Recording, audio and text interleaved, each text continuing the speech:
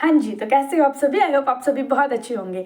आज हम जिस टॉपिक पे बात कर रहे हैं वो लाइन है ना, टाइम हील्स एवरीथिंग, है ना? कि जो समय है वो दर्द की मरहम होता है ना? कि टाइम के साथ साथ दर्द जो है वो एक धीरे धीरे कम हो जाता है। तो इसी बात पे किसी एक रियल इंसिडेंट की मुझे याद आई आज सडनली, मैंने कहा ये तो शेयर करना ही करना बनता है।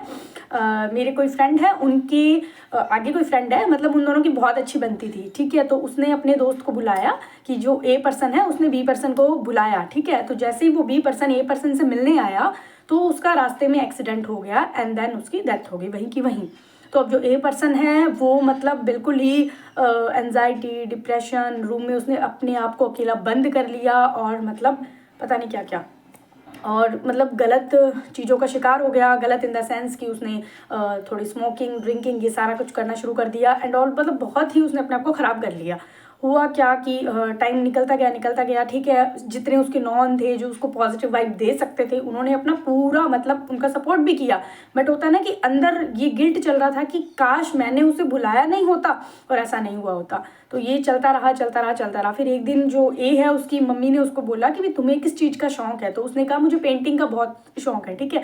तो अब वो पर्सन जो है फिर उसने पेंटिंग करनी स्टार्ट की, ए पर्सन ने, और उसने काफ़ी मतलब एग्जीबिशंस में पार्टिसिपेट किया एंड ऑल। फिर उसके बाद में उसने एक बहुत ही अच्छी पेंटिंग बनाई। तो एक जो टीचर आया उसने पूछा कि ये किस चीज़ की पेंटिंग है? तो उसने एक पेड़ बनाया हुआ था और उसकी कुछ पत्तियां हैं वो गिर रही थी और कुछ पत्तियां हैं वो ग्रो कर रही थी। तो उसने एक्सप्लेन किया भाई इसका क्या मतलब है, तुमने ये कैसे, मतलब इस चीज़ का क्या तुम एक्सप्लेन दोगे? तो एक्सप्लेनेशन में उसने ऐसे बोला कि भाई पत्तियां गिर रही है तो ये तो दुख है, लेकिन नई पत्तियां भी आ रही है, ठीक है? तो लाइफ में ये दोनों चीज़ें चलती रहती है कि अगर कोई चीज़ गई है तो कोई नई चीज़ भी आएगी। हमें मतलब ये सब समय की मार होती है, हमें अपने आप को दोषी नहीं समझना चाहिए। सेल्फ गिल्ट किसी भी चीज़ का नहीं होना चाहिए। जब हमने अपनी कर्मा को बहुत अच्छे से रखा हुआ है तो गिल्ट का कोई सवाल ही पैदा नहीं होता। तो उस दिन के बाद से उसको ऐसे लगा कि हाँ मतलब मुझे मेरे शौक पे काम करना चाहिए।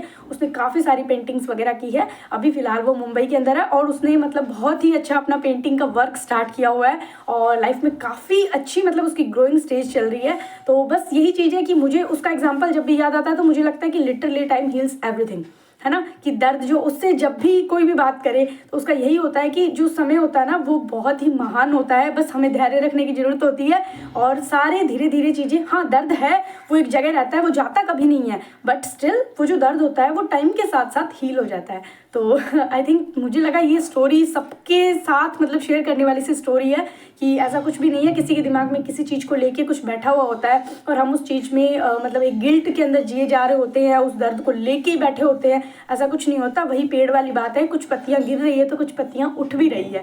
तो आई थिंक मुझे ये शेयर करना चाहिए था तो मैंने किया। Thank you so much.